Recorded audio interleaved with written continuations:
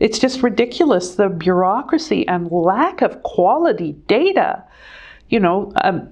because it means that politicians and bureaucrats can just say, oh, well, we don't know how big the problem is. Hello, my name is Nikki. Hi, my name is Bruce Livingston. Hi, my name is Siobhan. Hi, my name is Susan Martin. Hello, my name is Kayla. The Backpack Project is a community organization that provides mutual aid to our friends and family who are unhoused. I collect donations from community members that care, and I bring them to people that need them the most. I'm a volunteer with NSUN, and I have lived experience of homelessness. I am the housing outreach worker at Quadra Village Community Center. I'm a volunteer with Neighborhood Solidarity with Unhoused Neighbors, known as NSUN. Right now, I'm a student in the Mental Health and Addictions program at Camosun College, but in the past, I have worked as an outreach worker in the Greater Victoria area.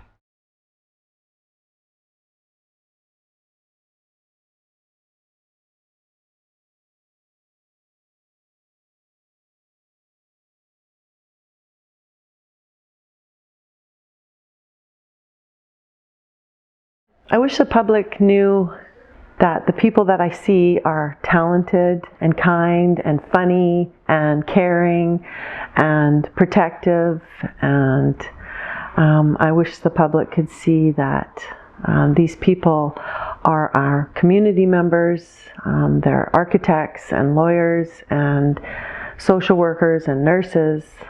Anyone can end up homeless. For one thing I've thought of is our Aboriginal friends say the phrase, all my relations, and they mean it when they're talking to me as a white person, that I am one of their relations.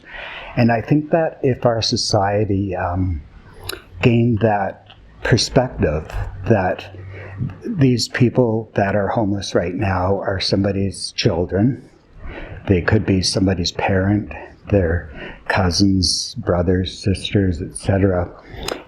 So I guess that's what I wish people knew, is that they are connected, that these people do belong to our community. I feel like anyone can do it. I feel like some people think that it takes like a special person, but I don't think I'm, a special person. That's not to talk down on myself, but I'm just an ordinary person that wants to support my community. Well, we help human beings.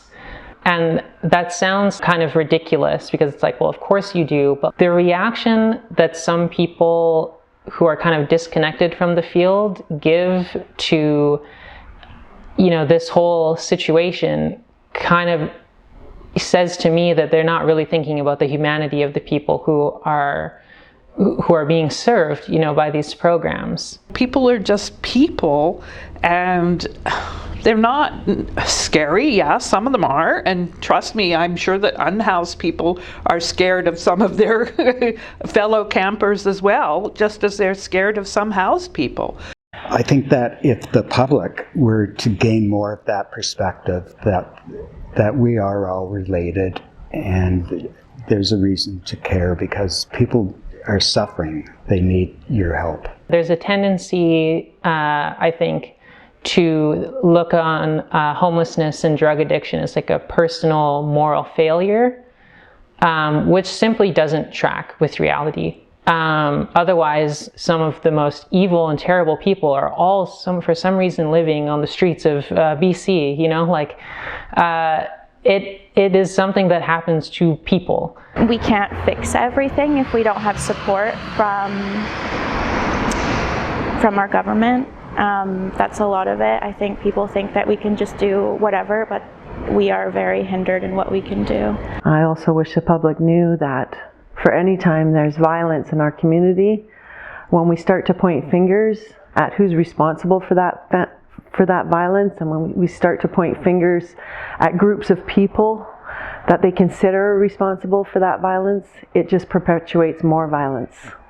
So when there's news articles about unhoused violence in the unhoused community, the ramifications or the consequences of that is that there is violence on the unhoused community. We have this tendency to want to paint everybody with this broad brush, this perception that everybody who's unhoused is mentally ill, or everybody who's unhoused is using drugs.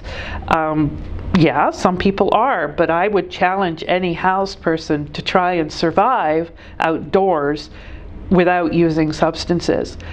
Some people are taking substances so they can stay awake at night and stay vigilant so they don't get their things stolen or they don't get assaulted.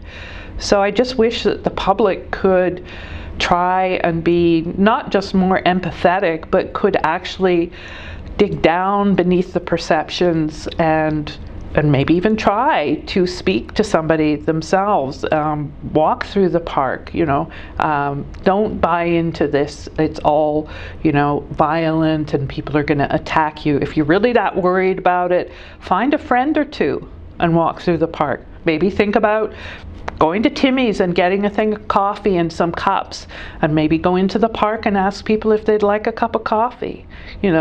Invest a little bit in your neighborhood and see what are these people really about. Just, have a little bit more compassion.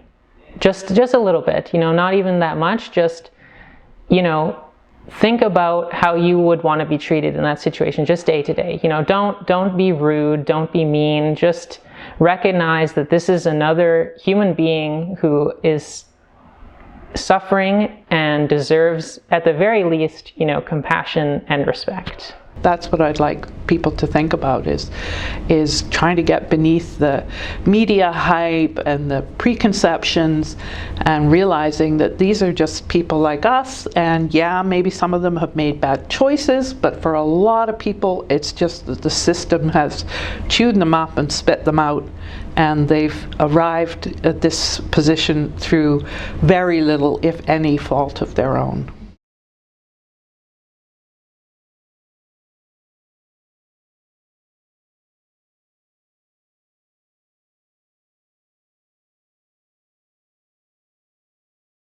Policy change.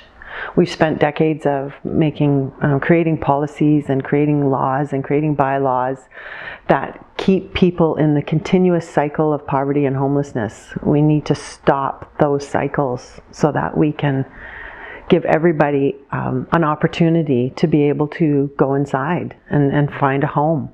I would say large scale is political, that we need more money in public housing. I would like to see nonprofit housing in particular. I think that long range, it's for our society going to be cheaper in the long run. I hear from people who are living in the parks that they apply with BC Housing and then they call BC Housing and BC Housing can't find their application. Like the bureaucracy and the systems need to be broken down. Everything's siloed in this town. Nobody works together. Nobody seems to know A from B. And it's like, we could be doing so much better. How much are we spending on administrating these systems that are not working properly? Like, why should anyone have to renew their application with BC Housing? It's like, if you haven't found me a place to live, you keep my application current until you find me a place to live. I don't need to be calling you every 6 months to tell you that you still haven't found me somewhere to live. We need to end the stigma and shame around homelessness. It's the last demographic of people that it still seems it's okay to shame and belittle and ridicule and blame and point fingers at. When actually we should be coming together and being inclusive communities. I think that we need to start viewing like the problems of homelessness and substance use and mental health crisis as an economic issue. There are real material reasons why people turn to drugs and alcohol, why people can't afford to live almost anywhere in this country, and why people with glaringly obvious health issues are out on the street. Homeless people are always going to be a minority, so we're never going to have the political power to change the system at the ballot box. But I think that the more people who understand the problem can get engaged politically, force the municipalities, force the provinces, force the federal government to spend more on housing. Put funding into what actually matters, which is the health and well-being and housing and security of Canadians and just people. It's just ridiculous, the bureaucracy and lack of quality data, because it means that politicians and bureaucrats can just say, oh, well, we don't know how big the problem is. And it's like, are we going to have to start collecting our own data as small volunteer organizations? Because it doesn't seem like anybody is doing a good enough job of doing it. Unless people can show that they're making progress, then I don't think we should continue to fund people. But if we don't have any data, then we can't pin people to accountability. So that's what we need to know. Because maybe there are people in this town who are being completely unserved because nobody knows that they're even there. We don't lack the resources to solve this problem. Canada is one of the richest countries in human history. Like, there's simply hardly been any nations on earth at any point that were more wealthy than Canada. It's not a lack of resources. It's just we don't think of it as a problem that can be solved by proper investment